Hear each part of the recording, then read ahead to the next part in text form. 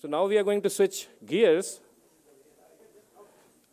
In the first session, we talked a lot about policies because it's the policy. In Sanskrit, it's known as the yantra, which influences what kind of output you get. Now, in this particular session, we'll focus a little more on the culture side. What do we want out of education? Is it just for money, or do we want something more than that? So that is one thing. And how do we develop effective strategies? The chairperson for this session is Professor Anirudh Deshpande. And he's just coming up here. And while he's coming, I'll give a brief intro of his. He's from Pune. He's a very senior functionary in Rashtriya Swayam Sevak Sangh. Specifically, he is Akhil Bharatiya Sah Sampark Pramukh, which means that he's the national coordinator for all relationship building, meeting people, networking them together. But his role goes much beyond that. He is highly interested in area of education. He is a very strong and original thinker. Last year, he was instrumental in organizing a wonderful conference of all the vice chancellors coming from different parts of the country. It was held in New Delhi. How many vice chancellors attended? So 122 vice chancellors sitting in a room, and then of course a large number of academicians in a different political climate, So he was able to pull it through, and a lot of manthan happened in that. And post that particular conference, a wonderful compendium of all the transactions of that conference came out. And it is a worthwhile read when you look at it, what kind of thoughts emerged. So now I will request Professor Deshpande ji to take charge and relieve me. And he can invite others. And I'll invite my co-speakers first here, and then I'll start the introductory speech. Shrimati Akila Ramaratnam, please take your seat. Ramaratnam. I'll introduce them at the time of their lecture, when they will start it. Yeah, please get seated. Shrimati Manoj Bala Tiwari, please come. Shri Mukul Kanetkar.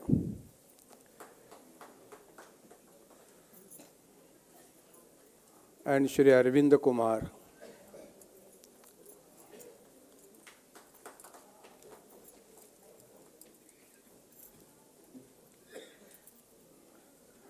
I welcome all of them on the dais. Distinguished education is sitting in this hall. Brothers and sisters, we have 1 hour and 15 minutes at our disposal.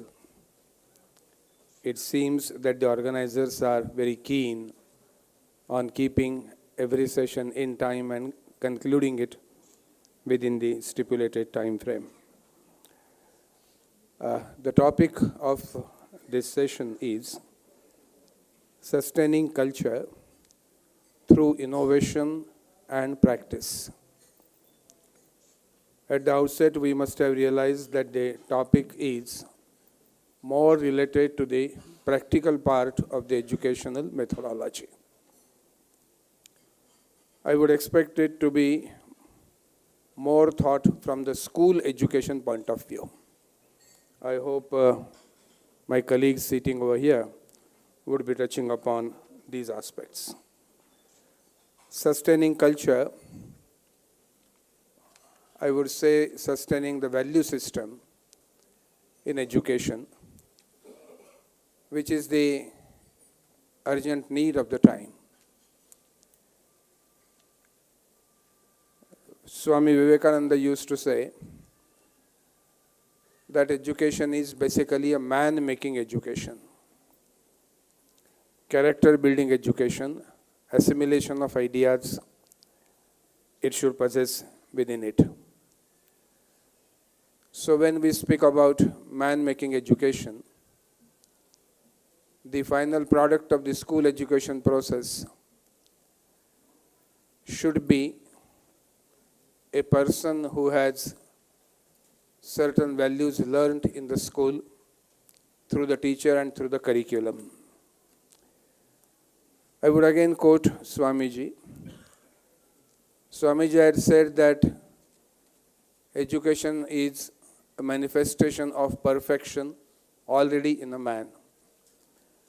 If we want to bring it to the surface, and that divine power every person has, according to Swamiji, that must be strengthened through the values which are eternal, may be put in a modern form, but the values are eternal, and they should be taught in the school so that he will be a good citizen. He can have the patriotic sense in his life. He can have a very good sense about his gurus, mata, pita, and society as well. We find that in the present system of education, this is lacking to a large extent. More or less, the school education and the college education in a further way, becoming career-oriented. There is nothing wrong in making career, but career orientation has been converted into a careerism. This has become an ism in the thinking process of education. I remember one of the recommendations of Kothari Commission way back in 1966-67, and that recommendation was de-linking degrees with jobs. We are very closely linking degrees with jobs. The job is first decided, and accordingly the education is undertaken. Education becomes not knowledge-oriented, I would call it, it becomes arthavadi rather than jnanavadi. So if we want to inculcate this jnanavad in the education process, it is sustaining our culture, inculcating value system, and trying to make him a perfect man. Further, I would like again to quote Swamiji. Swamiji has said that strengthening his mind should be the crux of the matter in the education process. Expanding his intellect should also be one more factor. And thirdly, it is obvious that cannot be avoided, we can't ignore it, making him stand on his own feet. So there should be combination of all these factors, man-making, character building, strengthening mind, and everything. I find that this is nothing but inculcation of value system in education. Where is it possible? To my mind, there can be 4 factors where we should be able to find it and strengthen it. Number 1, content of education through the textbooks, through the teaching process, through several things that go on in the school and colleges. So we will have to rethink about the content that we are giving to our students. Number 2, the pedagogy, teaching methodology. Student-teacher ratio, student-teacher dialogue. Particularly in the colleges, I find, I've been there in the college education for more than 37, 38 years. In the old days, it was there that we could have a very meaningful dialogue with the students. Now there is a basic difficulty that the teacher and student are on 2 different things. Because of several things, the culmination is in non-dialogue situation between teacher and student. In our value system, teacher is supposed to be a very effective agent of change. And if he is called as an effective agent of change, that change must be reflected in the character and in the nature of a student who is going to be the final product of the education process. Dr. Muzumdar quoted Dr. Mashelkar. I would again like to quote Dr. Mashelkar for one more reason. There was a National Science Congress in Pune, and Dr. Mashelkar was the man behind it. So he said that our education should have 5 factors, basically. I may not be able to quote as it is, but I would try to remember them. He said that our education should be a child-centered education. Our families should be woman-centered families. Our society should be knowledge-oriented society. Our economy should be innovation-oriented economy. And fifthly, he used to say that our nation should be patriotism-based nation. I think that if these 5 things are put together, by and large, we can find that these are nothing but the eternal values that must be protected in all the situations through our education. Because that education is the only process, either the family or the schools, or both. We find that many times we have changed our terminology also. It may be for the sake of convenience, but nowadays we are very familiar with the words like stakeholders in education. Why do we call them stakeholders? That a student is sitting with his stake, teacher is sitting with his stake, and management is there. And why do we call it stakeholders? This is westernized concept. And then everybody becomes a person that I have put some stake, so I must get it back. Maybe because of the present economics of education, about which we discussed in the earlier session quite at length, this has become a psychology. And because of this psychology, a student also goes to the college or a school and says that I have paid this much fee, I must get this much in return of it.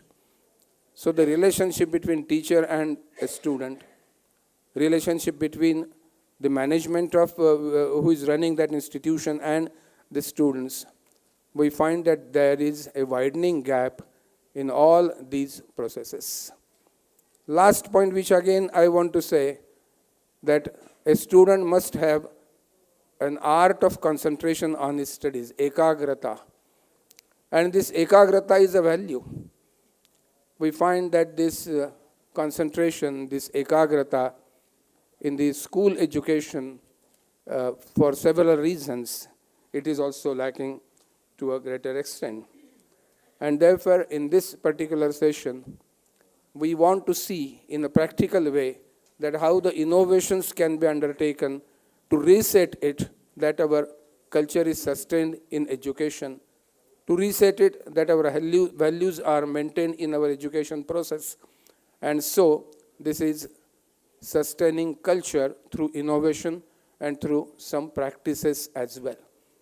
There are several experiments going on in several schools and colleges.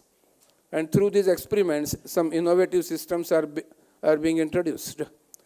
And when this innovation is there, the base of the innovation, the basic factor of the innovation should be inculcation of values, because we want to develop a person into a very good citizen with honesty, with integrity, with all the senses in society.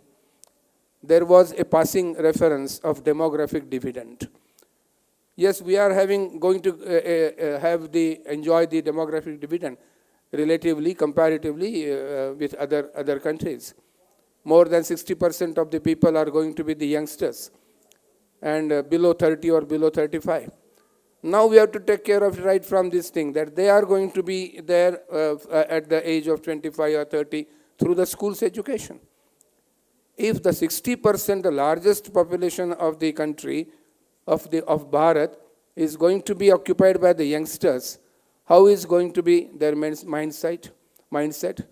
How is going to be their approach towards life? Are they going to be just the consumerism-oriented people? or they're going to be somewhere they have some power to contribute to the nation's development? These are several questions that arise in our mind, and I was expecting that I should not receive any cheat, but unfortunately I received it. But this is a very important topic, and I know that very learned speakers are here to take this task ahead, and so I call, first of all, Shrimati Akila Ramaratnam is the National General Secretary of Vishwa Hindu Parishad, Australia. She has been living in Australia for the past 26 years and worked in many government departments. She runs many community projects such as Hindu Dharma Scripture classes in NSW Public School, Sydney, Veda Pathashala, VHP Sanskrit School, Bala Sanskar Kendra, organized 3 national Hindu conferences in Sydney. She was invited to speak at Parliament of World Religions. She was also invited to speak in the New Zealand, Fiji, USA, and Bharat. Such a learned co-speaker is there with me. I request Akila ji to deliver a speech. Thank you very much. Hari Om and my namaskarams to all. வாக்குண்டாம் நல்ல மனமுண்டாம் மாமலராள் நோக்குண்டாம் மேனி நுடங்காது பூக்கொண்டு துர்ப்பார் திருமேனி தும்பிக்கையான் பாதம் தப்பாமர் ஷார்வார் தமக்கு. My pranams to Swami Sri Vigyananda ji, just saw Swamiji here, and namaskarams to all the guests and the delegates. VHP Australia plays an important and significant role in preserving, promoting, and spreading our Hindu culture in Australia. Our role and the responsibility is increasing when we migrate to a foreign country. Here the word education means a process. The tools we have developed to engage the community in the process cater for 5 to 80 years old and from a single family to the whole community. First, let me start with the challenges and the issues our generation next are facing in a foreign country.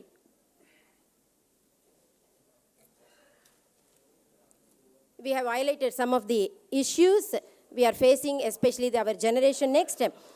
Vishwa Hindu Parishad of Australia have implemented several education projects to address these issues.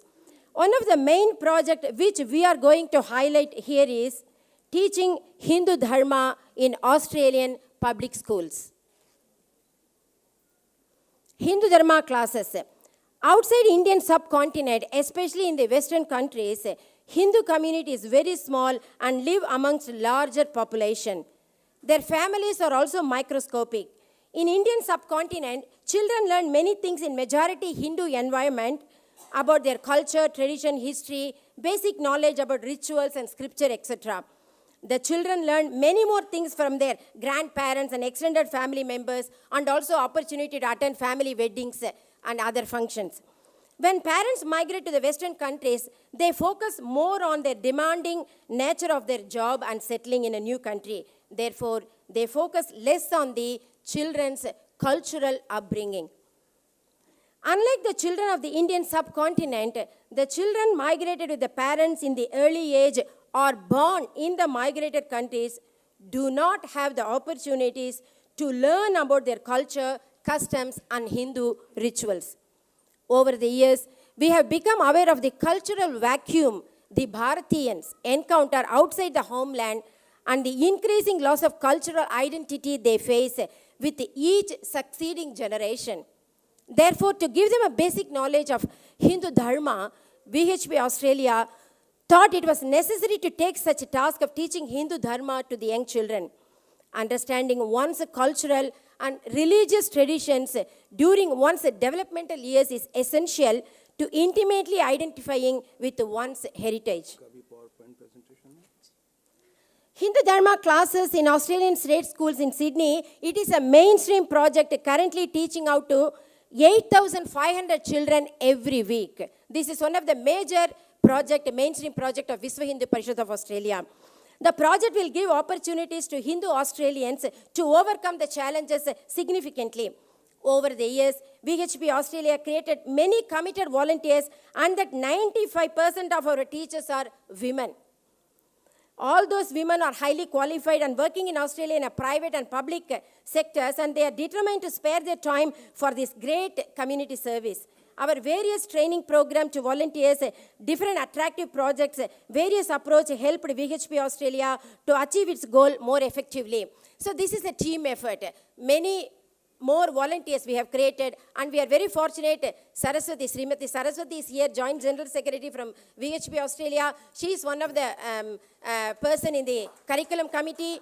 Dr. Manon Mani from Brisbane, VHP Brisbane chapter president, also involved in the Hindu scripture program. Srimati Amita Saxena and Mr. Pradeep Saxena, one of the, longest volunteer VHP Australia, more than 13 years they have been doing this. Not only they are teaching Hindu Dharma, they also teach a Sanskrit language in the public school as well as in the Bal Samskar Kendra. And Srimati Geeta Devi, she is also here. So we have more than 20 people came especially for this conference, including our youth for this conference from Australia. I'm very happy, to introduce our team. Australia is a country of migrants, though majority are Christians.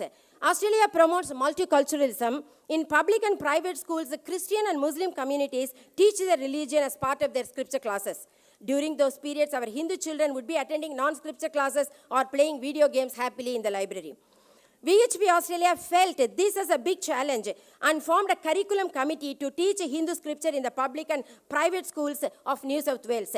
In the year 2000, the committee prepared the curriculum and submitted the same for approval. The New South Wales government gave license to VHP Australia to teach Hindu scripture in the schools.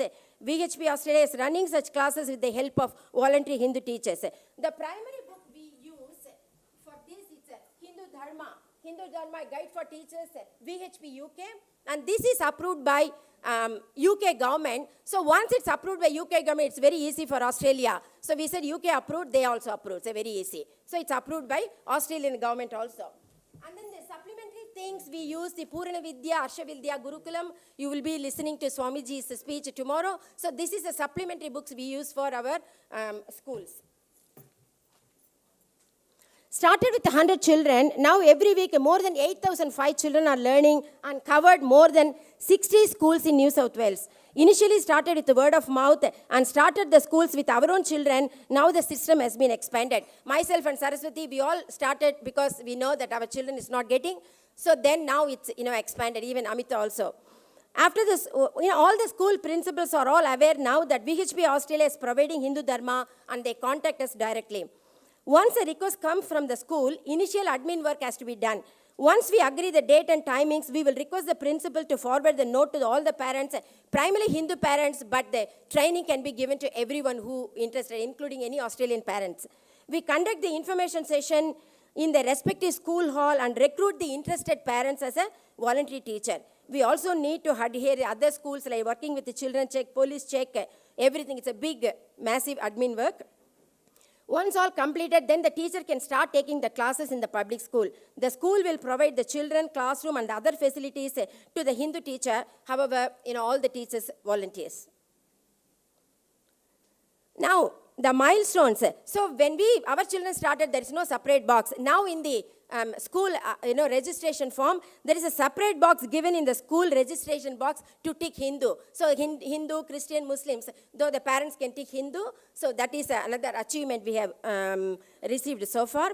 Many school principals are requesting us to extend this, service to their schools, taking Hindu festival Deepavali into mainstream. So last month, Deepavali was celebrated. Many schools, one of the school, Quakers Hill Public School, covering all the mainstream students, all the school principals, all the teachers, they all came to school with the Indian outfit, either salwar or sari. So, and with the mainstream children, it was one of the great achievement, in a foreign country.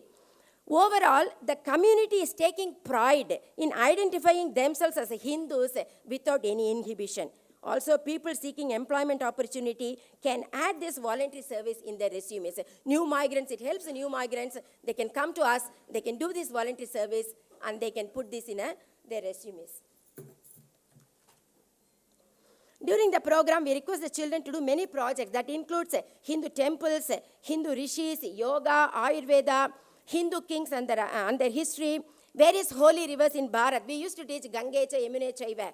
Recently, we have this YouTube, how our Honorable Prime Minister doing Aarti, Ganga Mata Aarti. So we showed that YouTube to the children. So it was, basically we are connecting Bharat and Australia. That's what we are doing through this program.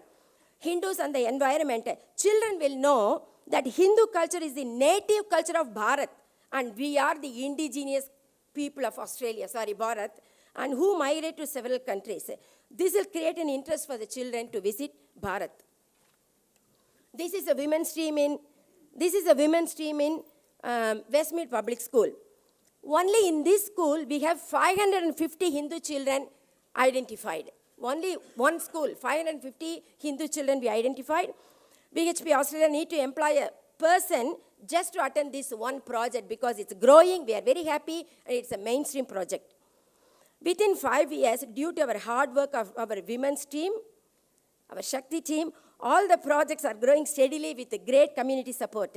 So far, we have trained more than 350 teachers. Out of them, 96% are women. So Pradeep ji is here anyway. However, we have a lot more to do.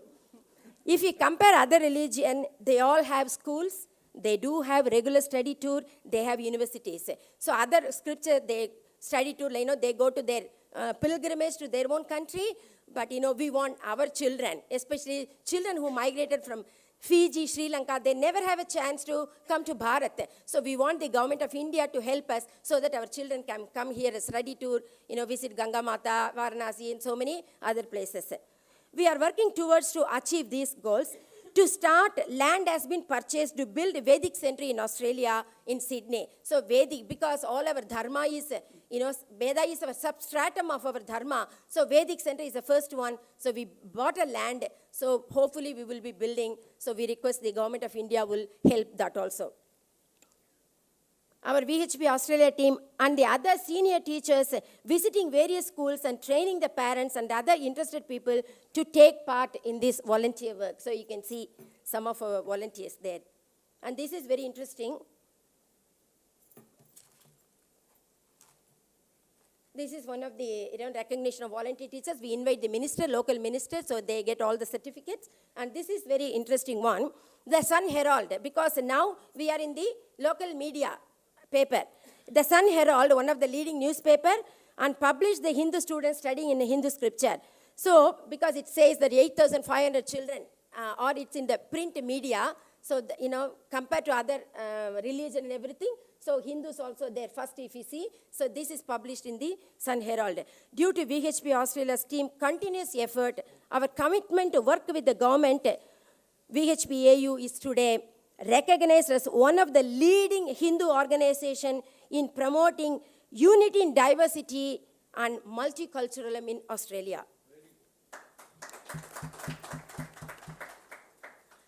In 2009, I got the opportunity to present similar paper in the World Parliament of Religion in Melbourne. In Victoria also the SRE program started. Mrs. Geeta Devi is in charge. And Queensland also we started the similar program. Dr. Manon Mani is in charge. Hindus need to be proactive in education field. Establish Hindu Education Board and build Hindu schools. Establishing Hindu Department, Research Center, University, Yoga, Ayurveda, so many things. Establish more VHP centers to promote and spread Samskrita Bhasha. And not only, even in recent census in Australia, 400,000 people were identified as Hindus, 100,000 more than the previous year, 2000 years.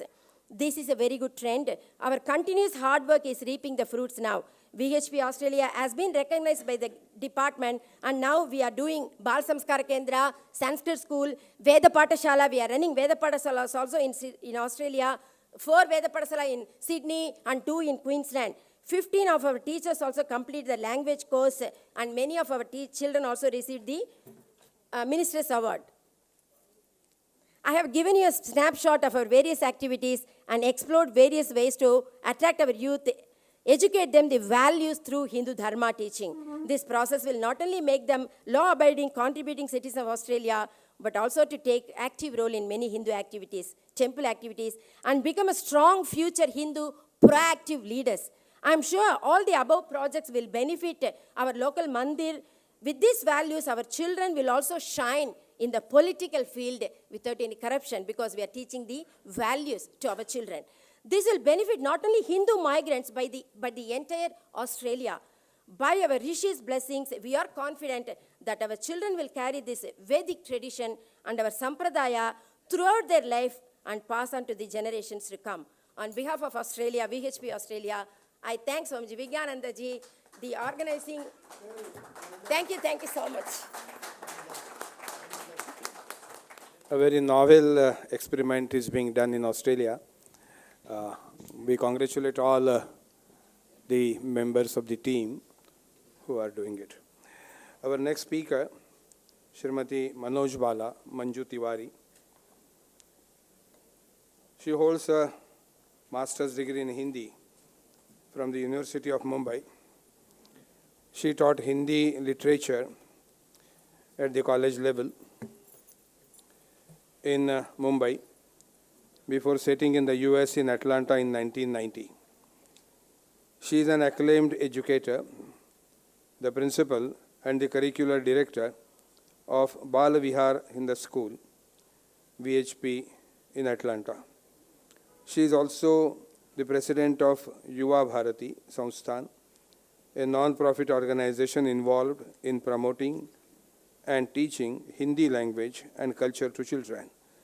She has taught Hindi as a foreign language at Emory University in Atlanta for 12 years. She was the director of Star Talk US Federal Language Program, Bal Vihar in the summer camp. I request Manoj Balaji to deliver a speech. नमस्कार, श्रद्धेय स्वामी जी, माननीय अतिथिगण, आप सभी को मेरा नमस्कार और प्रणाम।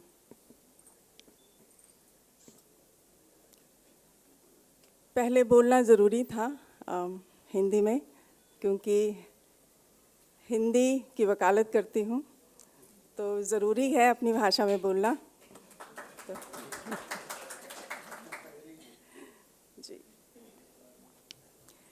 ये भी बताना चाहती हूँ कि यहाँ पर बात हो रही है कि शिक्षा और संस्कृति को अगली पीढ़ी तक ले जाने की बात, और मैं इसमें विश्वास रखती हूँ कि जो भाषा है वो एक माध्यम है और उसके द्वारा हम इसको कर सकते हैं।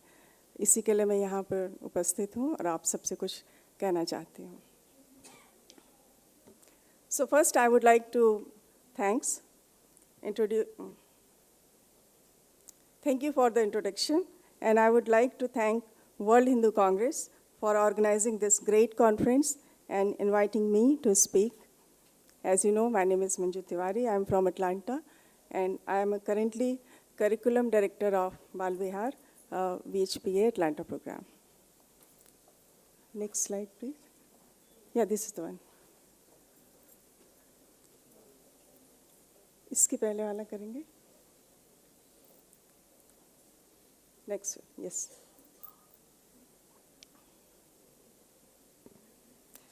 So what is Bal Vihar? Bal Vihar is a teaching method which has endured for generations and was started in 1974 by VHP in America.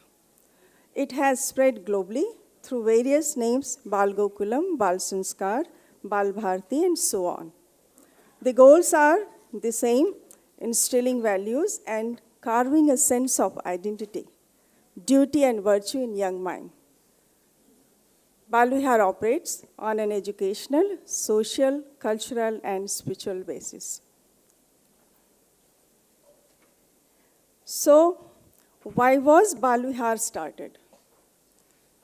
When Bharti immigrants landed on this Karma Bhumi, their Karma Bhumi, they had everything in their small potli: bhasha, masala, sanskar, education, and skill. Everything they had in their potli. Despite the pain of leaving their motherland and the many cultural challenges, their skills were good enough to establish themselves on the foreign land. But, however, soon they realized, oh my God, I am Bharati, I am Hindu, but I have raised an American. How did this happen? What did I miss? And within a split of a second, they knew the answer.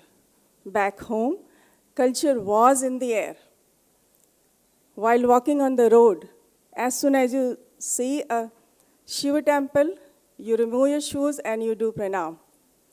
While going to get milk in the morning, you see Jain Bhikshu going for yatra barefoot. And near Gurudwara, Singh Sahib serving lassi to everyone during langar time. In overcrowded trains, Baba Surdas singing Amir Khusro's Sufi bhajan, Chhap Tilak Sab Chini, Muse Naina Milai ke. And you have holidays in school during Diwali and Holi. Unknowingly, children learn about Ekam Sat Vipraha Bahuda Vadanti. Truth is one, and sages call it by different name. But that rich environment was not there, not anymore. The world knows about our Jugadu nature. So, Bal Vihar was created as a Jugad for solving the cultural problem. Necessity is the mother of all invention. The step was very small, but the impact was enormous.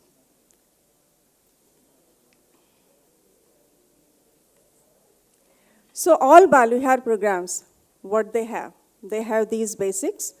They operate on 100% volunteer basis.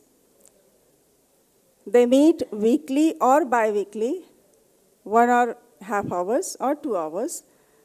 They serve children from 4 years old to teenagers and open to all. They have different activities, prayers, bhajan, celebrates festivals, recite and read main scriptures, drama, arts, craft and games. They learn Bharati language at different levels and organize family camps. So incorporating these basics, we can say there are 3 major models of Bal Vihar, which are running in the world in general, at general level and specifically in US. Oftentimes, primary language of this Bal Vihar is English or local foreign language. Their ultimate goals are same, but the concentration or focus is specific. They have their own flavor. First one is religious, where scriptures, reading, reciting Bhagavad Gita, and charcha on Vedant are done by various activities. The second model focuses on building sanskar, leadership skills, through games and activities. And the third model is committed to use one of Bharati language as a tool to educate, cherish the Hindu culture and philosophy through various activities. Next slide, please. So of these 3, the education model has been growing a lot. Because of globalization and connectivity, we hear phrases like language is a window to the culture, language and culture are 2 sides of the same coin. An example of this kind of thinking is American government's language program, StarTalk, which funds many language camps, Hindi, Urdu, Swahili, Mandarin, many more, as a means to American kids to become bicultural. And Bal Vihar VHPA has received this StarTalk fund many times. In 21st century, language is being recognized as a necessary component to connect with culture. I would like to quote an American writer, Rita Mae Brown. Language is a roadmap of a culture. It tells you where its people came from and where they are going. So on this ground, language is a vehicle of culture. Here is an example of third model of Bal Vihar. So this is the example I'm talking about, Bal Vihar, where language was chosen as a tool to teach Sanatan values. The main objective of this kind of Bal Vihar are to connect families, societies, and ease of travel and to do business back in Bharat and anywhere in the world. Language is Hindi, which can relate to primary sources because the script is Devanagari. It's widely spoken and ease of access to other languages. For example, Sanskrit, Marathi, Nepali, and Awadhi, Bhojpuri, and by knowing 3 or 4 letters, you can read Gujarati, Bengali, and Gurumukhi. So, ek panth, do kaj. और in American culture कहेंगे by one get one free, मैं यहाँ कहूँगी by one many free. So how does this translate in an actual everyday class? Next slide, please. Yes. This lesson is an activity-based learning. You are dropped in a situation, and with the help of basic vocabulary, body gesture, you learn the language. The broader theme is Bharati Jeevan Darshan. Sub-theme is importance of trees and plants in Hindu philosophy. Students starts with basic conversation. मौसम कैसा है, हवा कैसी है, पानी कैसा है. Vocabulary, they learn पेड़, पौधे, घास, मिट्टी. And the situation is they are sitting under a tree in a park, touching mitti, phool, pani, and learning life cycle of a tree, use of various parts of a trees in daily life, which connects to the other disciplines such as botany or environmental science. They also learn the entire world is one family and we should take care of Mother Nature, which is written in Hitopadesh Vasudhaiva Kutumbakam. Next slide, please. So, this is an image of that lesson I was talking about, how it looks, how it flows in a young mind, how it is connected with real-life tasks, science, and ancient Hindu universal values. Like this, the entire curriculum talks about day-to-day life requirements and goes back to the cultural roots. Next slide, please. So what is the impact of these Balvihars? We can say Balvihar students have strong sense of bicultural identity. They move around with ease among their peers. During holidays, they are comfortable wearing Bharati attire. Without any hesitation, they say, I am vegetarian, or bring Bharati food in lunch. In high school, they challenge their social studies teacher that a part of history lesson is incorrect. Because of different activities, Seva projects, they have social skills, public speaking skills, and cultural skills. Their perspective raises the mainstream awareness of Hindu culture and values. They are involved and working in different organizations according to their interest, whether it is CHAI, Hindu Mandir Executives Conference, Hindu Women's Conference, Ekal Vidyalaya, etc. The fear of not having cultural environment is not going to repeat again because they themselves become the sustainable environment for the future generation. Next slide, please. So now the picture has changed. The awareness of Hindu culture has grown dramatically. In conclusion, inculcating Hindu values in young mind has 3 aspects. Primarily, household practice, live your values. Reinforce, visit to Hindu places, visit Bharat. Sometimes it's not possible for everyone. Third one is create the cultural environment which is doable and accessible. Establish a vibrant Hindu society through Balvihar models wherever you are in the world. Next slide, please. So, inculcating Hindu sanskar and culture, keeping it alive, it was Balvihar has been doing, and it will continue to do and will be doing. Dhanyavad, namaste, sangachhadvam samvadadvam. Namaskar. इसके आगे मैं आमंत्रित करूंगा श्री मुकुल कानिटकर जी को. Shri Mukul Kanitkar is the Akhil Bharatiya Joint Organizing Secretary of Bharatiya Shikshan Mandal, an organization dedicated to evolve indigenous model of education. He has conducted innumerable workshops on personality development and research for national resurgence in IIT Delhi, IIT Roorkee, JNU, Delhi University, MS University Vadodara, etc. He trained and motivated 29,973 school students to perform mass Surya Namaskars at Gwalior in 2005 to create a world record duly entered in the Guinness World Book. Shri Mukul Kanitkar जी. धन्योस्मि अनिरुद्ध जी. आज की इस सभा की अध्यक्षता कर रहे आदरणीय अनिरुद्ध जी देशपांडे, यहाँ उपस्थित अन्य सहवक्तागण, मातृशक्ति और बंधुओं, नचिकेत तिवारी जी ने जिस दिल्ली की वाइस चांसलर कॉन्फ्रेंस का यहाँ पर उल्लेख किया, उस वाइस चांसलर कॉन्फ्रेंस में एक वाइस चांसलर जब बोलने के लिए खड़े हुए तो उन्होंने बात यहाँ से शुरू की कि मैं उस भाषा में बोलूँगा जिस भाषा में स्वप्न देखता हूँ।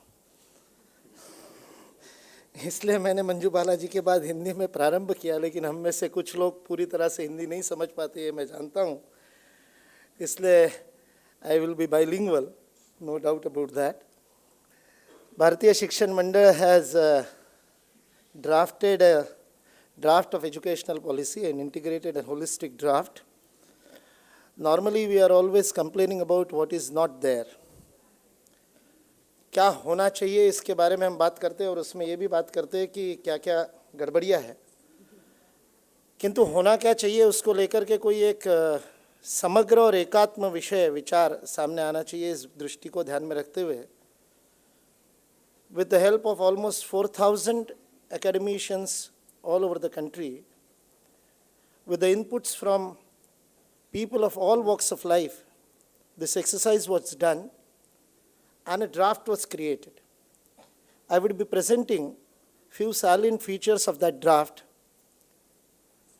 उस एकात्म और समग्र शिक्षा नीति के बारे में कुछ बातें मैं यहाँ आपके सामने रखना चाहूँगा।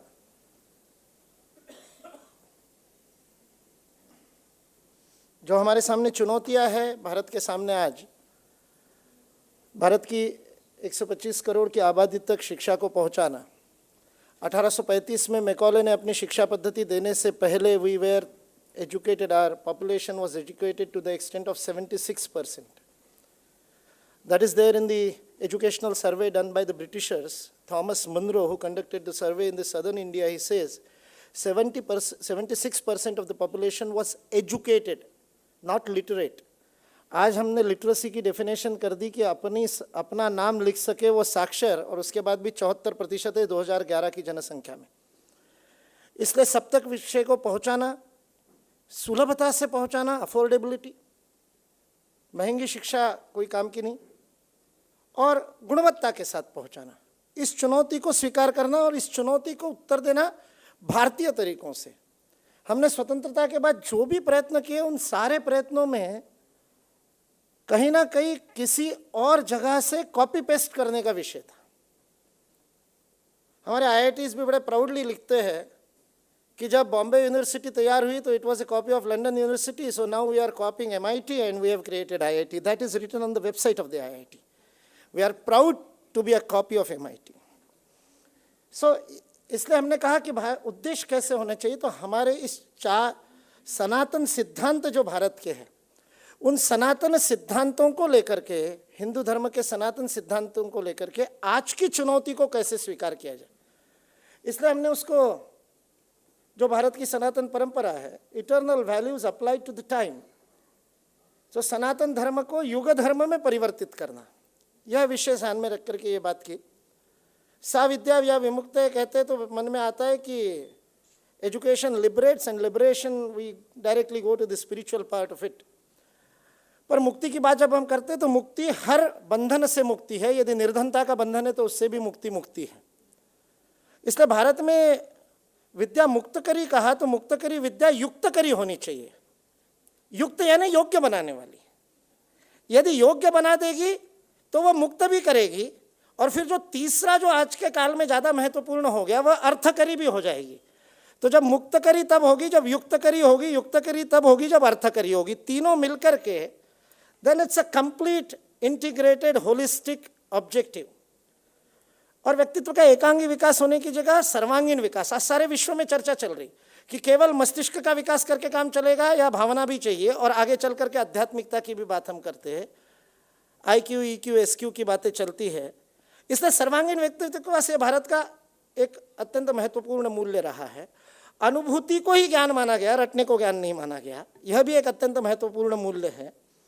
And that's why we created wisdom, a practical wisdom. आज हमारे अनपढ़ लोग भी, गांव का किसान भी, he is more practically wise than most learned people. इसलिए पढ़त मूर्ख ये शब्द समर्थ रामदास ने प्रयोग किया है। पढ़े लिखे मूर्खों की जगह व्यावहारिक ज्ञान वाले लोग कैसे तैयार करें, ऐसी शिक्षा पद्धति। और सबसे अंतिम बिंदु सबसे महत्वपूर्ण है, सामूहिकता का संस्कार देने वाली शिक्षा पद्धति। और इसलिए जब एक समग्र शिक्षा पद्धति का निर्माण किया तो उसमें 4 बातें महत्वपूर्ण हो जाती है। शिक्षा का उद्देश्य, aim of education, it should be holistic as well as integrated. It should encompass all the education, right from Garbha Sanskar to the research work. And at the same time, it should be integrated. It should not be just a patchwork of everything, just including everything. It should not just be inclusive, it should be integrated. इसलिए ऐसी एक M of education को लेकर के चले। और जो नीति हो, the policy should be autonomous, स्वायत्त। आज पहले वाले सत्र में भी ये बात बार बार आई, शासन मुक्त शिक्षा ये सबसे महत्वपूर्ण बात है। 1835 से पहले भारत में शासन का कोई हस्तक्षेप नहीं था शिक्षा के अंदर। चाणक्य लिखता है, यदि गुरुकुल में जाना है राजा को तो 10 मील दूर पड़ाव डालना पड़ेगा। He would have to send an emissary, एक दूत भेजना पड़ेगा। और यदि गुरु परमिशन देता है, अनुमति मिलने पर, only then he can enter the gurukul. ऐसी स्वायत्त, डिसेंट्रलाइज्ड, इतने बड़े भारत के लिए एक सेंट्रलाइज्ड पॉलिसी नहीं चल सकती। इसलिए डिसेंट्रलाइज और समाज पोषित।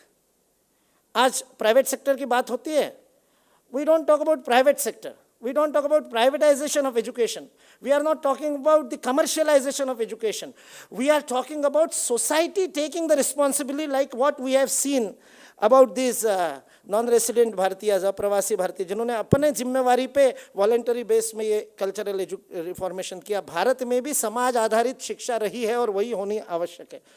कंटेंट में भी बहुत ज़्यादा विषय वस्तु पर अपन आज नहीं देख पाएंगे, समय थोड़ा है, घड़ी बह रही है लगातार। इसलिए हम केवल उसकी संरचना के बारे में, जो भारत शिक्षण मंडल ने जो प्रपोज किया है उसके बारे में थोड़ी सी बात मैं बताऊंगा। और पद्धति सबसे इंपॉर्टेंट है, मेथोडोलॉजी। भारत में सरस्वती की पूजा करने की बात की है। सरस्वती इस शब्द का, संस्कृत शब्द का ऑपरेशनल वर्ड है रस, स रस, विथ रसा, एंजॉयबल, एंड रसवती, भाग्यवान, भाग्यवती. So at both the ends, the process and product both should have rasa of the education. The process also should be rasamay. For that it has to be flexible. There has to be choice. Multiple entry, multiple exit. हम देखेंगे इस प्रकार का विषय हमने यहाँ पर बनाने का प्रयत्न किया. भारतीय शिक्षण मंडल ने प्रपोज किया है कि 8 साल की सामान्य शिक्षा, a common education for 8 years, up to the age of 14, जो जीवनोपयोगी हो, जिसको सीधे सीधे वो लाइफ में उपयोग में ला सके. और 8 साल की शिक्षा के बाद वो चाहे तो बीच में जो लिखा है अप्रेंटिसशिप, चाहे तो सीधे काम करने लग जाए. He goes directly into the life, creating, producing into the society. And we are saying that that can also be treated as apprenticeship. And if he wants to come back to formal education, make a bridge course, let him come back to college education or professional education. The same for ITIs and polytechnic. So it's a multiple entry, multiple exit system that we are proposing. Same way from the higher school, that is 9 to 12. 2 minute में खत्म कर देंगे. ये चिट्ठी 3 minute पहले दे रहे हैं, बहुत अच्छी बात है. उच्च विद्यालय में 9 to 12 के बाद में भी you have 2 choices. You can enter into the professional courses or you can go to the university only for pursuing knowledge. अपने जीवन में पैरों पर खड़ा होने के लिए यूनिवर्सिटी में जाने की जरूरत नहीं. डीलिंग डिग्रीज विथ जॉब्स, जो दौलत सिंह कोठारी जी ने कहा था, वह जरूरत नहीं. आपको यदि ज्ञान प्राप्ति करनी है, if you want to have more knowledge, you want to do research, you want to be expert in that subject, then you go to the university. Otherwise, you go to the professional college or by the school education, graduating out of school, you are ready to contribute into the society. That kind of a structure has to be developed. For that, content is very important. I don't have time to dwell upon the content, but we have worked on that also. A very beautiful structure has been developed. जीवनोपयोगी गणित, आज मैंने 10वीं में quadratic equation और simultaneous equation से लड़ाई झगड़ा किया और बाद में एलएलबी करके जीवन में अभी प्रचारक जीवन में हूँ, तो कभी उसका उपयोग नहीं किया जीवन में।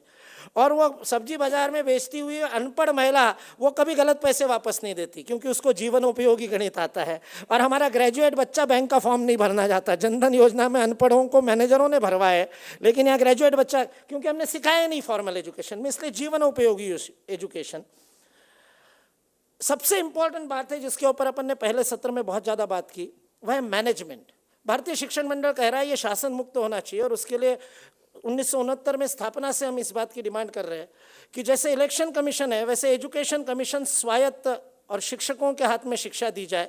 60% से 75% उसमें शिक्षक हो जो इसका नियंत्रण करे, शासन मुक्त हो और पारदर्शी प्रबंधन टेक्नोलॉजी की सहायता से हम करें। और अनेक प्रकार की विशेषता इसके अंदर है। हमने कहा व्यवस्था परिवर्तन झटके से नहीं होना चाहिए, भले ही 10 साल लगे। पहले शिक्षकों का प्रशिक्षण हो, धीरे धीरे शनै शनै ग्रेजुअल प्रोग्रेशन के साथ ये चेंज होना चाहिए। इसलिए जो पुस्तिका हमने बनाई है, अभी तो हिंदी में कुछ पुस्तिकाएं उपलब्ध है, अंग्रेजी में हमने इसको वेबसाइट के ऊपर डाला है और सारे देश में इसके ऊपर चर्चा सत्र प्रारंभ किए हैं। अभी 4000 लोगों ने मिलकर के ड्राफ्ट बनाया। 4 लाख लोगों के प्रतिभाव लेने की इच्छा है। आप सबके कुर्सियों पर भी एक फीडबैक फॉर्म रखा था, वो इसी पॉलिसी के बारे में है। हिंदी की पुस्तिका यहाँ पर कुछ मात्रा में उपलब्ध है। अंग्रेजी हमने वेबसाइट के ऊपर डाला है bsmbharat.org, वहाँ से आप अंग्रेजी का डाउनलोड कर सकते हैं और उसको प्राप्त कर सकते हैं। मैं आप सब लोगों से अनुरोध करूँगा कि इसको ज़्यादा से ज़्यादा लोगों तक ले जाए। यह भारतीय शिक्षण मंडल का ड्राफ्ट नहीं है, ये भारत का ड्राफ्ट है। इसलिए आप सब लोगों से अनुरोध है कि ये भारतीय जनता का हो जाए, हम जनता तक ले जाए, सभी हिंदुओं तक ले जाए, सभी जनता तक ले जाए और वो इसका प्रतिभाव दे। उसके बाद 1 साल की एक्सरसाइज के बाद हम इसको सरकार को प्रस्तुत करेंगे। धन्यवाद। One model has been kept before us. I would also request all of you to apply your mind to it, and if any improvement and suggestions are there, they are most welcome. Last speaker of the session, Shri Arvind Kumar, is an activist who is involved with an organization that challenged the contents of California's school textbooks. He runs a website called Sabha, S-A-B-H-A, and his articles on various topics have appeared in newspapers and media outlets around the world. He has also organized several protests against Marxists and communists and the opponents of free speech rights. I request Arvind Kumarji to come and deliver the speech. Yeah. By way of background, there was a big issue a few years ago in California regarding the content of textbooks, and we ended up filing a lawsuit against the California Department of Education. Many of the slides you see today will be the content of textbooks, as well as some of the documents we obtained through subpoena. So let me first start off with dispelling a myth. With Hindus who are familiar with the process, they believe that some professors derailed the process, but that was not the case. The publishers panicked when the edits from Hindus were approved, and then you can see out there that the cost, they were saying that if they had to destroy the stock that they had already published, they were not already supposed to publish it before the process ended, but they had pre-published it. So there was a cost related to destroying the stock. So they started recruiting the professors. And here is a letter from an email from an editor of a publisher who actually said that if professors send an email, professors send a letter, that could be used as an excuse to keep the publisher's books. And that's what happened here. You can see that one Michael Witzel was actually recruited by them. And this was the stakes, $200 million market in California. So it went into a lawsuit, and during the lawsuit, I went to a church and asked them for their Sunday school curriculum. So this is what they had: the story of creation, Noah's Ark, Tower of Babel, and 10 Commandments. That's from the Old Testament. And of course, the virgin birth of Jesus, his miracles, the Sermon on the Mount, parables of Jesus, crucifixion and resurrection, and the Lord's Prayer. So let's look at what the textbooks have. This is what the California textbooks teach even today. God created the earth in 6 days and rested on the seventh day. And it's taught as a fact, not as a belief. It's a history textbook. They teach the Noah's Ark. They teach about the Tower of Babel. If you actually look at it, it tells you that it explains why there are many languages in the world. And you see the 10 Commandments here. This is an interesting one. This is from the teacher's edition of a book, which says teach and talk about it. It also says it's critical thinking. Why didn't the Egyptian army capture the Israelites? The answer, they followed, but the Lord made the wheels fall off their chariots. You can look at that. It's in the teacher's edition. And then in 1290 BC, Moses heard a voice. So that's got a date here. You hear a voice and that's got a date. And they call us Hindu fundamentalists. Now here, this is from Oxford University Press. Jesus began to preach, teach, and work wonders in the villages. And there's an expert comment out there. Many wonder workers and healers traveled from place to place in those days. Now here's the Sermon on the Mount. It's all the blessed there, whatever, in parables of Jesus. This is the parable of the Good Samaritan. They also teach about the parable of lost sheep and the prodigal son. And here's the crucifixion. They announced Jesus had risen from the dead. Others reported seeing him as well. Note the language they use. And then they pointed to his empty tomb as proof. So this is in the history textbook again. And there's a date for Constantine, who saw a flaming cross in the sky with the words, "In the sign you will conquer." They have a date, AD 312. They have biography page for fictional characters. And there are 2 sections out there. That one actually talks of the magic birth of Jesus and him working wonders like walking on water and making loaves of bread. Here's a rhetorical statement on this page. It says, why did Christianity attract followers? And it says it appealed to the poor and gave them hope and comfort. And women could run churches from homes. This is an Orwellian claim. They make the claim here. And here's a brainwashing activity. Children are asked to match biblical verses with biblical artwork. That's what this page says. And 1 verse per student is what this one says. And here it actually says teach more about it. I don't know if you can look at it, but I can show those who are interested later. It says it instructs the teacher to talk more about the verses. Okay, let's look at the Hinduism chapter. The origin of Hinduism is based on Aryan invasion. It says there, you're a weaver, and how do you feel about being a weaver? And it's nothing got to do with our beliefs. For them, it's in the Bible. And you can see a pile of garbage, a Brahmin oppresses an untouchable, that's what this is. And there's a pyramid, it's a pyramidal caste system. That's Hinduism, that's what they teach.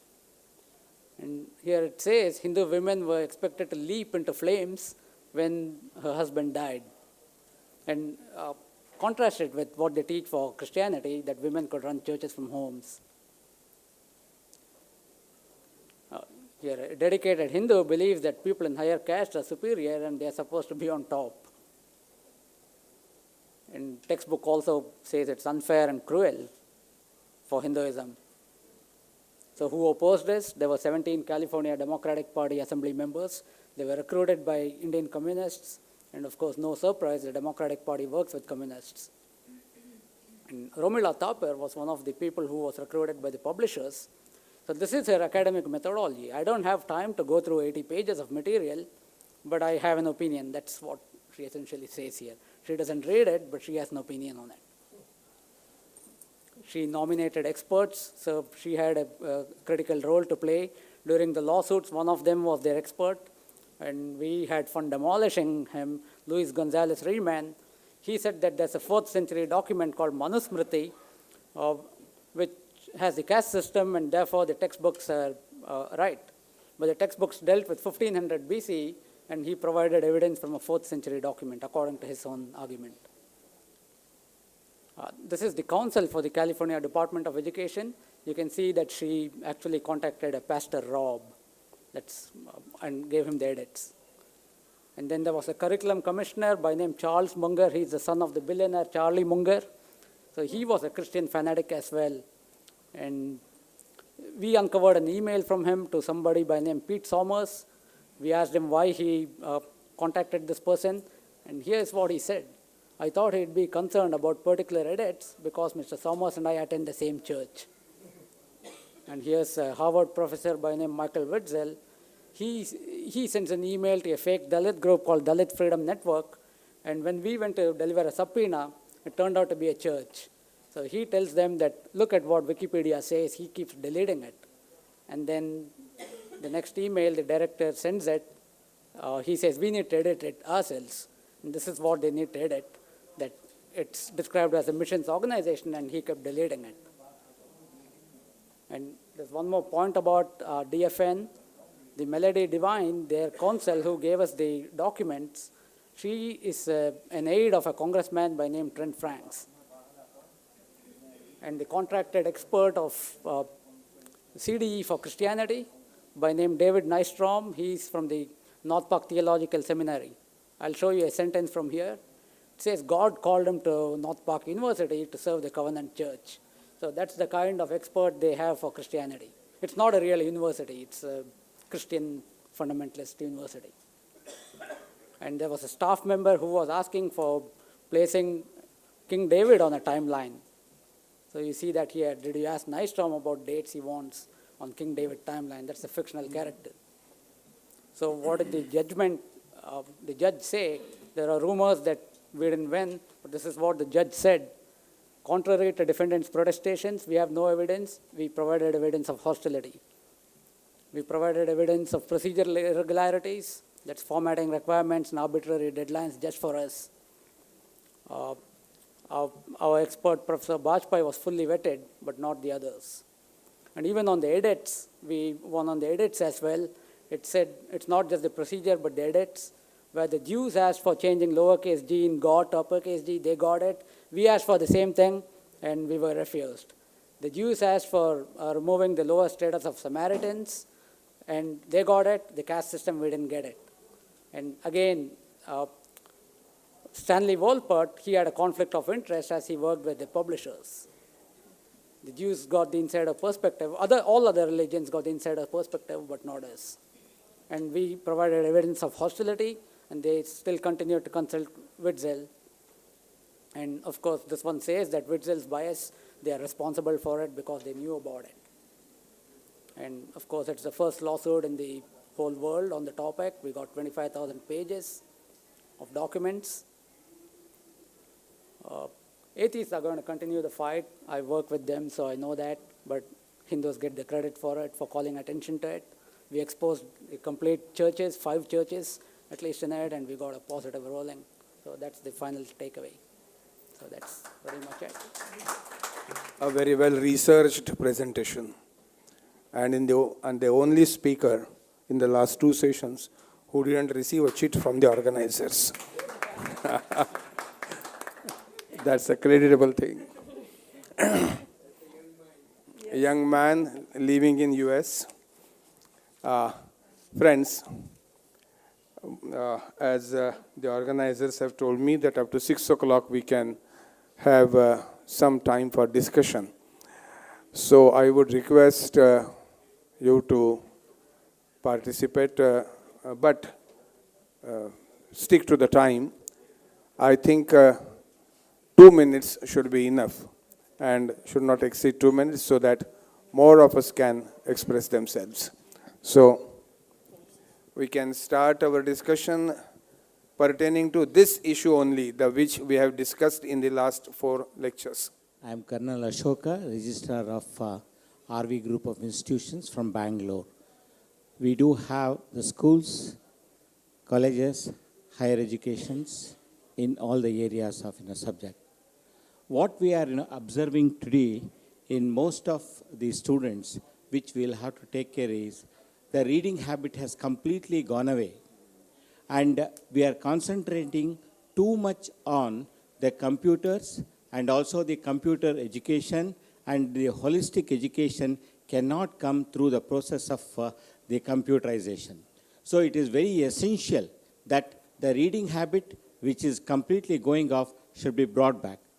As a matter of fact, recently one of the well-known IT personnel who was there at Bangalore, who became the Aadhaar card, etc. In US now, he has said he wants to bring to the country the complete computerized teaching and also learning culture in the schools. This is going to be havoc for our students, and the impact will be too severe. I'm Dr. Sunej. I'm a cardiologist from Houston, and just wanted to give a little comment. Excellent work by Mr. Arvind Kumar.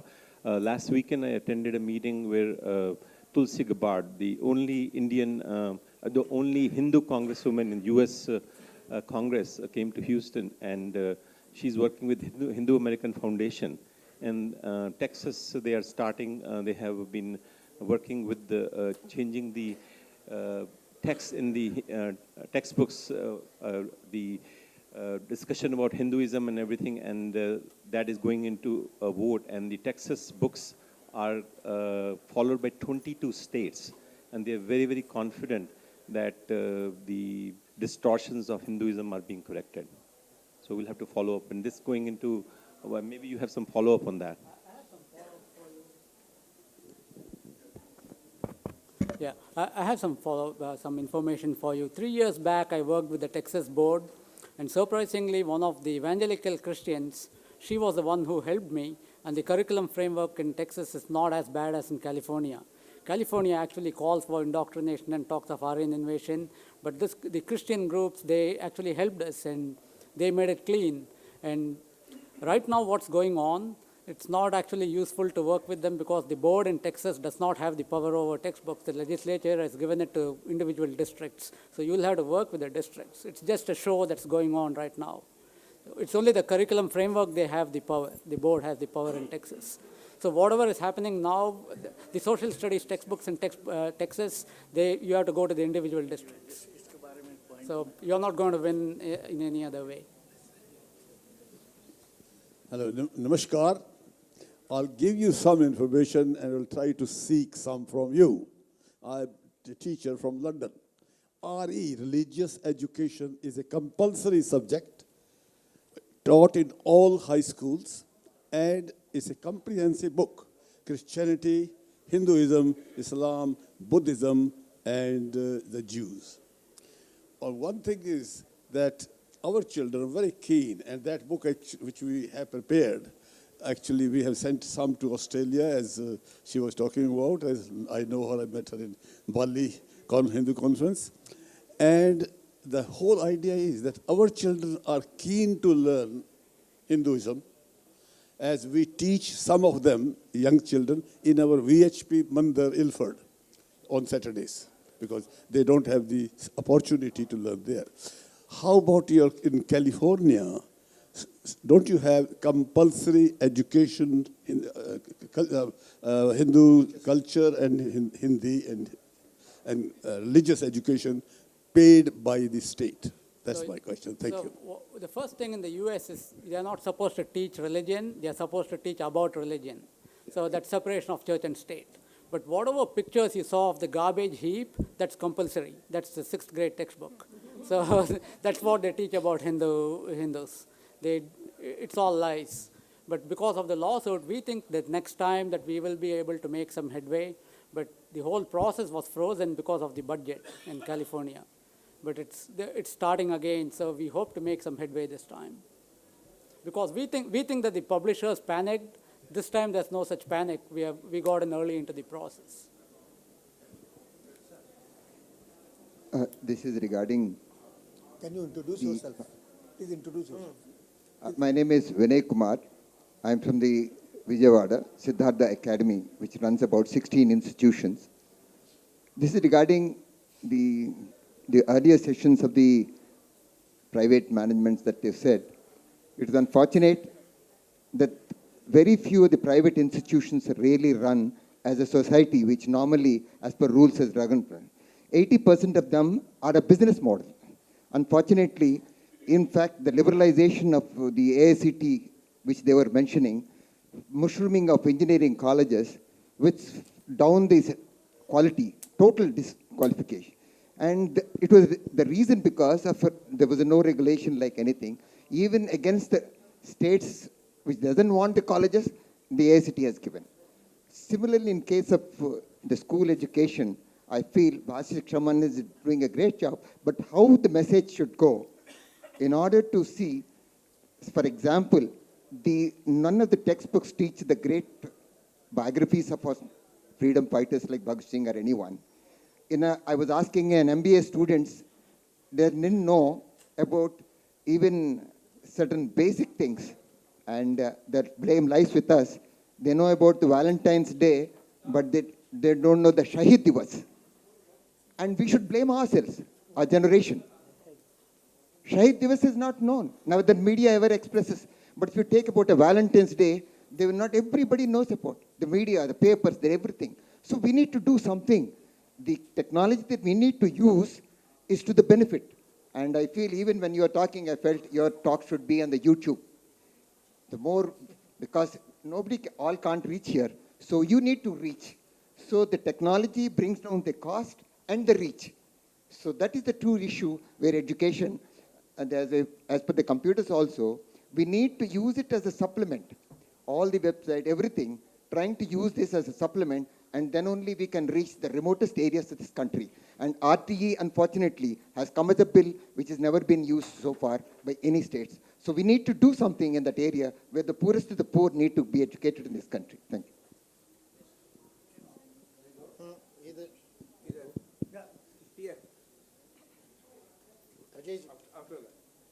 नमस्ते, my name is Ramesh Shah. एक सवाल है कि how much hypocrisy you see within all of us, either in Australia or in Atlanta or of course in Texas or California, that when we talk about this thing, how do we present ourselves within our community, our families, or for that reason, larger society? Thanks, sir. It's for Arvind.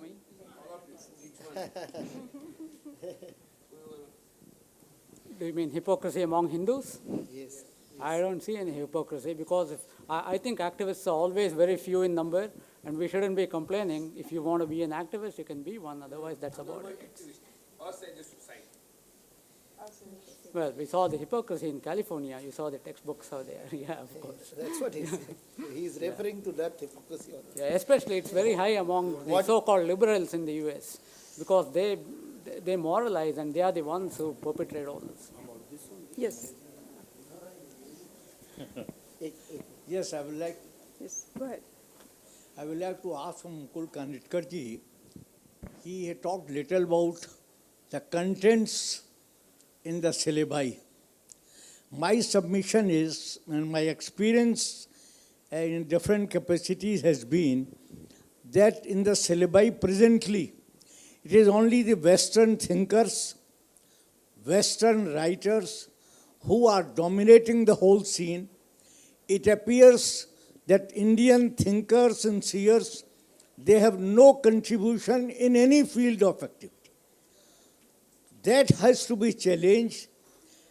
I personally feel that in different, not even these literature and other things, even in social science subjects like history and political science, economics, we talk about Malthus, we talk about Adam Smith, but not about our economic thinkers, right from Chanakya to many other people.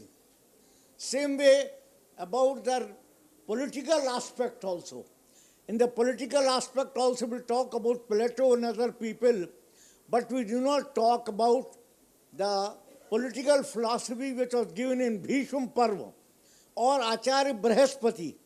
These things, they should also be, at least because I have been dealing at a higher education level, so I feel that the higher education level, this has to be taken care of in the contents of the syllabi. Yes. Bharatiya Shikshan Mandal is working on it because today's topic was not related to that, so I did not report. Two things we are doing. Number one is research on the Bharatiya knowledge system. So last few years we have been conducting workshops for the PhD guides who guide the doctorate program in universities. The workshop is called Research for Resurgence, Punarutthan ke liye Anusandhan, and result of which is that now in last couple of years, we have 328 PhDs registered who are doing research in Bharatiya knowledge system in their own topic. That is number one. Number two, we are creating curriculum. Bharatiya Shikshan Mandal has created a 100 marks paper for Gujarat Technical University, which will be most probably would be applied from next term. It would be a compulsory course for all the engineering students, 100 marks paper in first year, which is Bharatiya knowledge, an introduction to Bharatiya knowledge system in science and technology. So we are working on what you say, sir. I think मैं ये कहना चाहूँगी कि जो बात हो रही थी सिलेबाई की, बिगनर्स लेवल पे अगर आप बात करते हैं, मैं बाल विहार से जुड़ी हूँ, so I just want to talk about that age group from 5 to 13. Yes, we are doing the same kind of thing.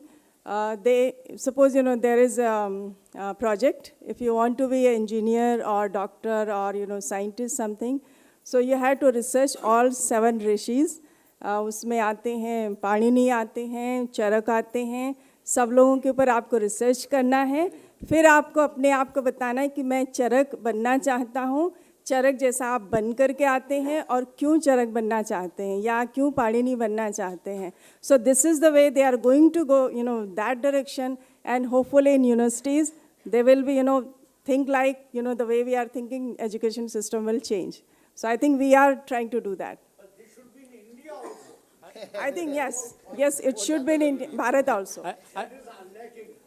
I agree with you. Actually, the establishment has a problem, and we have 2 opportunities to call the bluff of the West, especially, and show them that we can lead them. One is the humanities in the West is set up purely as a sanctuary for the communists, for the communists. Second is the global warming.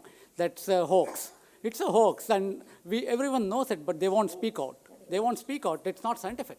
They used to say there's ice age, and India is the cause, and now they say India is the cause of global warming, and so you sell some permits, it's controlled. Maybe we should try to put this book into curriculum in Bharat, because this is approved by the Britishers. It will be easier. It will be easier for us to implement here. We are trying to change that, right? This is BHP UK. Professor S.B. Bansal, Vice Chancellor, Maharaja Agastya University. First of all, I would like to congratulate to Anirudhji for taking a lot of pains to give us a future roadmap of the quality education with respect to India. This is with regard to your Mukulji's presentation. Yeah, I do agree that it need restructuring Indian education. When I was seeing the report of the Global Competitiveness Report and released by World Economic Forum, they have divided the countries into factor-driven, efficiency-driven, and innovation-driven, and they have put the India into factor-driven. Again, in the recommendation, categorically, they have mentioned that if India has to come into efficiency-driven, they have to make emphasis on quality education and primarily on the value education. I believe when we will change the India into Bharat, the most of the problem will itself be solved. And we have to think while the restructuring of education at 3 levels, at the primary level, if my children is studying, they are studying in the convent education system. So there is a lot of difference at the level of government education, public education, convent education. Similarly, at secondary education, there is a lot of difference in the curriculum in the state board, CBSE, ICSE, and similarly, at the higher education level, there is a lot of difference in the curriculum given by the central university, given by the state universities, given by the deemed universities, and as well as the private universities. My summation is that there must be a common thread, and common thread can be the value education. And I believe that value education must be introduced at every level, right it from the primary education up to the higher education. Thank you very much.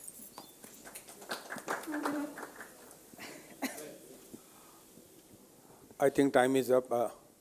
The last speaker, please. I am Dr. Upendra Kumar Gupta, Professor of Human Anatomy, NIMS Medical College, Jaipur. Most of the speakers talked of the child education, and the education should be imparted so that it can inculcate the value systems. But the mindset of the parents is career-oriented, and everybody agreed to it. My submission, my question is that what are the plannings that we are going to suggest to the government to change the mindset of the parents? That is very important. That parents are making the mindset of the children also, that they should be career-oriented. Not value-oriented, as Swamiji also said, Swami Vivekananda said, that the education should make a person a human being. Even if a person crames up the complete library, Swamiji said he may not be educated person. I will not count him as an educated person if he is not a good human being. So our suggestions to the government now for the change in the curriculum at the primary level should be, and one suggestion mine is that there should be counseling sessions in every school for the parents so that they can be consent to change their mindset from career-oriented to the value-oriented. I thank all the speakers and participants in this discussion part also. Just one effort which we have undertaken from the last year, you would like to know it. It was mentioned here. Last year on the occasion of 150th birth anniversary of Swami Vivekananda, a Vice Chancellor's Conference was organized in Delhi only in last November. It was attended by 122 Vice Chancellors from different universities. It was first of its kind because it was organized by a non-government organization. All Vice Chancellors came on their own, by their own expenditure, stayed here for 2 days. The basic core of the discussion and the very purpose of this conference was introducing value education, ethical education in higher education. And now the process is on. We are taking regional Vice Chancellors conferences now. And I can cite at least 20 examples that in different universities they have developed a curriculum and they have started applying it to the degree courses. And now the effort is there with the UGC that it should be made a part of the compulsory education with credit. Otherwise, there is no credit for some environmental education. But with these things, we are going ahead. And at higher education level, it's a value education that has been introduced. Because of our own effort, I would take due credit of it that our conference was very successful and it is now doing it a lot. So I thank all of you and hand over it to Nachiketji for some Suchana. So I will not take much of your time, just 2 pieces of information. So thank you again for all this wonderful session and all this wonderful discussion. Request is to regather in the main convention hall. It will be a very enjoyable session, and also after that it will be followed by dinner. So it's a plenary session. There will be a keynote address. Professor Devashish Chatterjee, who has been the director of IIM Kozhikode, he'll talk and he'll explain how he used a large number of Hindu thinking, ideas, concepts, and he applied it to make IIM Kozhikode, which is a relatively new Indian Institute of Management. It's now ranked at, I think, number 4 in the country. So he raised it to that level. And his topic is Hindu re-emergence and leadership. So you will really enjoy it. So please be there.